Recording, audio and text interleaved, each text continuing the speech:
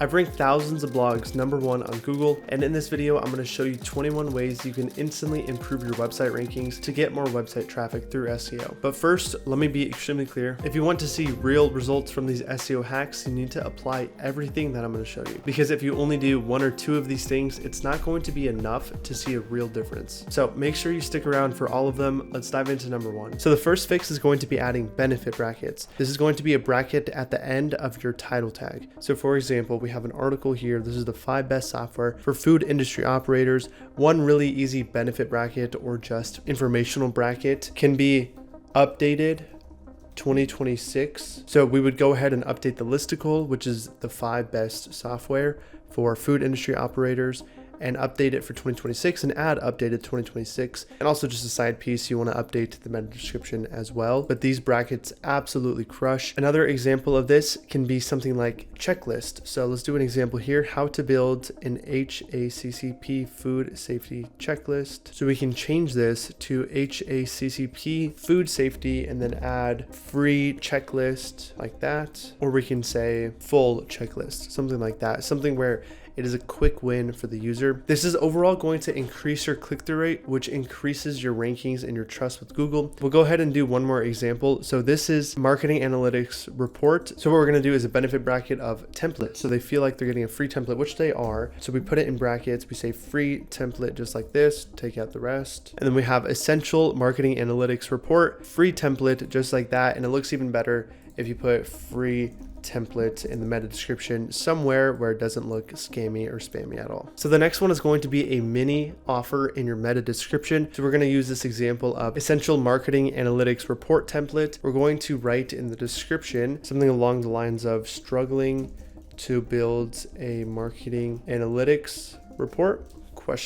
With this free template, you can install our proven marketing report and increase, and then this is where we're going to get into the offer. So this is the achievement that they're going to get. So, or we could even say, and decrease client churn, for example. So the formula is going to be struggling with X, you can get Y, which allows you to achieve Z. So struggling to build a marketing analytics report with this free template, or we can say with our free template, you can install our proven marketing reporting system and decrease client churn. So it's like a mini offer, which makes them want to click through. So the next hack will be adding your main keyword into the first 50 to 100 words in any given piece of content you have. In this example, this is a blog. Adding the main keyword into the first 50 to 100 words of the content. So right now we have a little bit of an intro in this blog content piece, and we're going to add the main keyword, which is behavioral analytics tools. So right here, we can add something like, in this guide,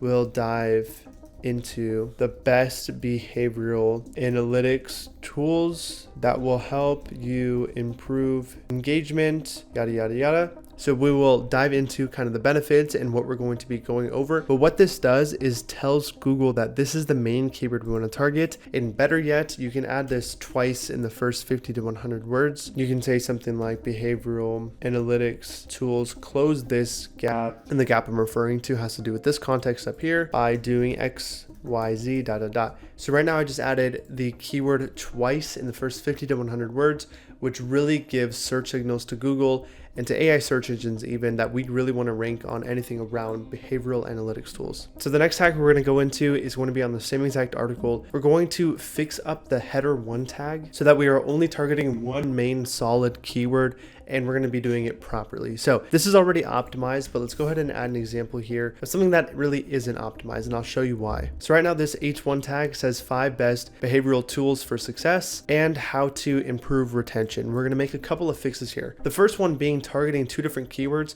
We want to get to targeting only one given keyword. So the 2 keywords we would be targeting with this header subconsciously, and probably because whoever wrote this title might not be an SEO expert, the 2 keywords would be how to improve retention and behavioral tools, and maybe even behavioral tools for success. Now, the reason you don't want to give mixed signals to Google is because you really want to dominate and be specialized in one given piece of content and not just give a bunch of different signals across different buying intent, because the buying intent for the best behavioral tools and the buying intent for how to improve retention are completely different. So the way we fix this is just literally by taking this entire last keyword out.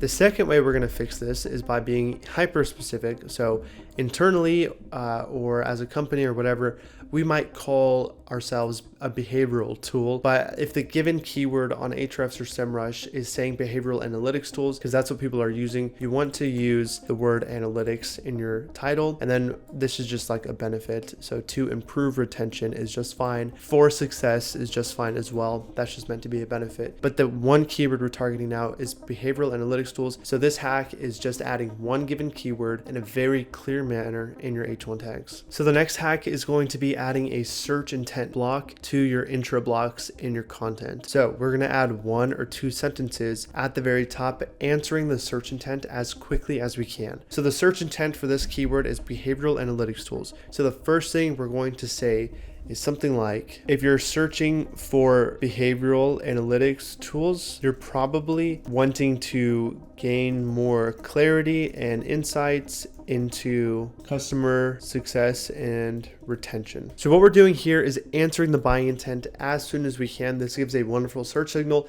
It also decreases bounce rate because users will come in and click on this and look at the content, and the first sentence instantly resonates with them. And Google also knows that these people want to increase retention and increase customer success. So they're going to be reading our first line and understanding that we are hyper relevant to them. For this next hack, we're going to add an internal link booster from a high traffic page. So let's break down how we actually do this. In Search Console, you want to go down to pages, sort by impressions so that you see your top performing pages. You could also sort by clicks, either one works. And then go ahead and choose any of these pieces of content. So in this case, we're going to choose this article. And then you want to find a place in here where you can internal link to another piece of content and boost that piece of content up using the authority from the high performing page. So this is a great example. We use the internal link marketing analytics tools to link to a page about the 14 best marketing analytics tools. What this does is that some authority from this piece of content goes to the marketing analytics tools piece of content and it boosts it up, and it's a really easy internal linking strategy to instantly improve your rankings on other pieces of content. The next hack is going to be an anchor text upgrade. So I'm going to show you really quickly how to utilize anchor text well and how to instantly upgrade and improve your anchor text. So here we have an example blog, and this is linking to a page that has to do with predictive marketing analytics. And the sentence reads, predictive marketing analytics uses past customer data to estimate how many people behave in the future. Click here to learn more about predictive marketing analytics. So the big issue with this is that number one, the anchor text is way too long and it looks very clunky and it's not a very good UX. And then the second issue is that it says click here to learn more.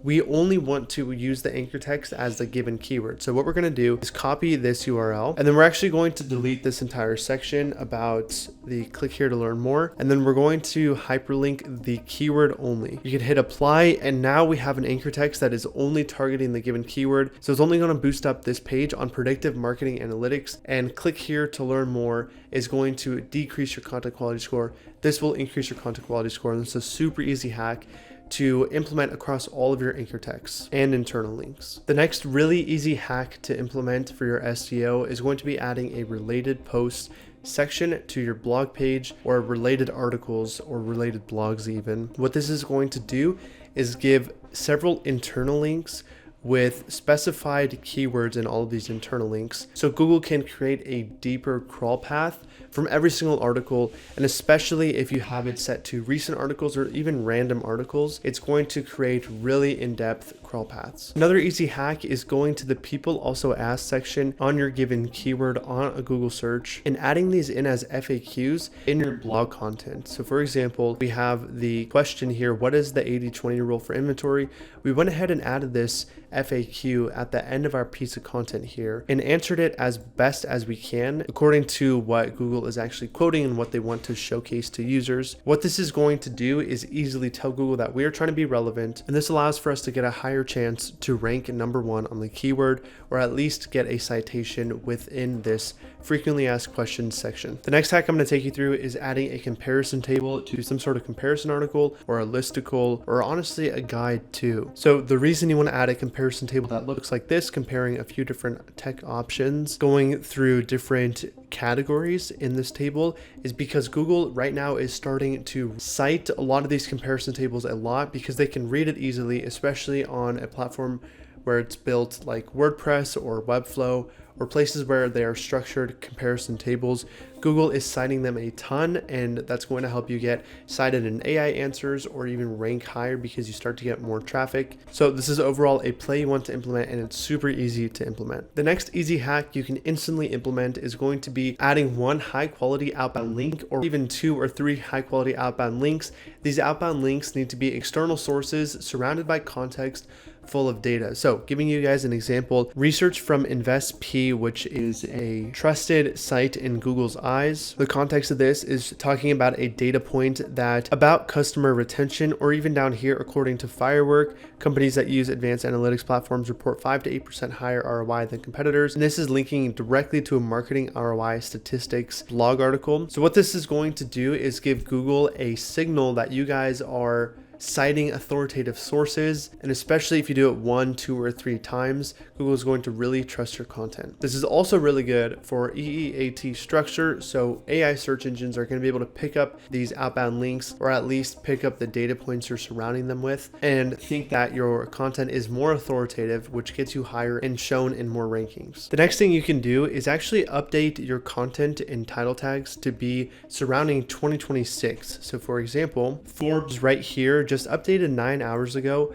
their title tag to be the best CRM for 2026. This is on the keyword best CRM tools. Today is December 22nd, 2025, and they're already updating it for 2026. So this is a really easy hack to instantly get ahead of competition, because as soon as it turns January 1st, you're going to be a lot more relevant, and people clicking on are going to give you a higher click-through rate because they're seeing articles with 2025, and 2026 just feels like they're more updated because they are. The next hack is going to be making sure you don't have a no index tag set up. This happens all the time, especially with founders or marketing teams that don't know how to do SEO and they're kind of doing it for the first time. So in a site builder like WordPress, for example, if you have Yoast SEO or some sort of SEO plugin set up, sometimes you can accidentally add a no index tag. So coming in here and going into the advanced settings, checking to make sure that you don't have a no index tag set up. This is the same thing in Webflow, Framer, or any website platform that you can easily check a no index tag on. For example, in this site, it says allow search engines to show this content in search results.